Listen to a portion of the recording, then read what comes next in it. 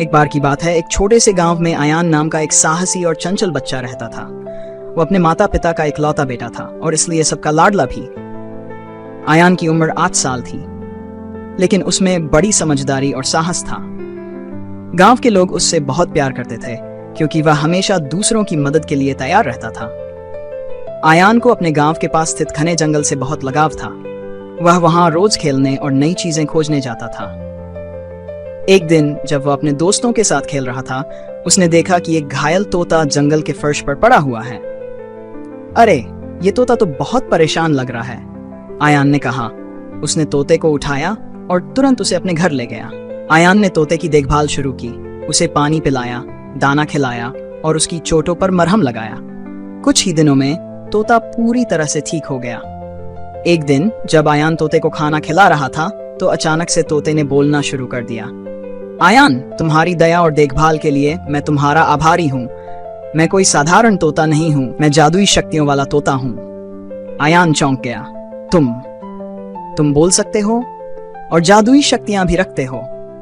तोते ने मुस्कुराते हुए कहा, हाँ, मैं अपनी मर्जी से ताकतवर हो सकता हूँ और अपने आकार को बड़ा या छोटा कर सकता हूँ। तुम्हारी मदद के लिए मैं तुम्हारा दोस्त बनना चाहता हूँ। आयान ने उत्साहित होकर कहा, वाह, ये तो अद्भुत है। और इस तरह आयान और जादुई तोते के बीच एक गहरी दोस्ती की शुरुआत हुई।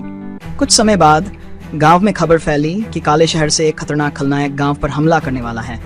गांव के लोग डर से कांपने लगे। हम क्या करेंगे?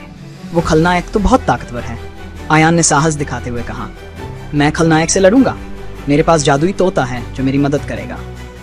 तोते ने गंभीरता से कहा, हाँ आयान, हमें इस खलनायक को रोकना होगा।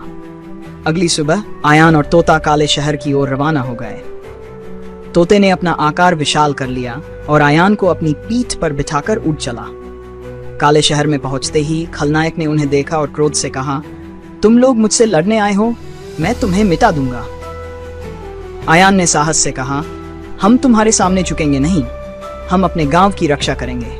खलनायक ने काले जादू से हमला किया, लेकिन जादुई तोते ने अपनी शक्तियों से उसके हर हमले को नाकाम कर दिया। आयान ने एक बड़ा पत्थर उठाकर खलनायक की ओर फेंका, जो सीधा उसके सिर पर जा लगा। खलनायक ने चिल्लाते हुए कहा, नहीं, ये कैसे हो सकता है? आयान और तोते ने मिलकर खलनायक को उसकी ही जादुई दीवारों में फंसा दिया। खलनायक हार मान गया और वादा किया कि वह फिर कभी गांव को नुकसान नहीं पहुंचाएगा। आयान और तोता विजयी होकर गांव लौटे। गांव के लोगों ने उन्हें हीरो की तरह स्वागत किया। आयान, तुमने हमारा जीवन बचाया, गांव के सरपंच ने कहा। आयान ने कहा, यह सब मेरे दोस्त जादुई तोते की मदद से हुआ है। गांव के लोगों ने एक बड़ा उत्सव मनाया। आयान और तोता गांव के हीरो बन गए और उनकी बहादुरी की कहानियां दूर दूर तक फैल गईं। आयान और जादुई तोता हमेशा के लिए खुशी खुशी गांव में रहने लगे और बुराई को कभी गांव में नहीं आने दिया।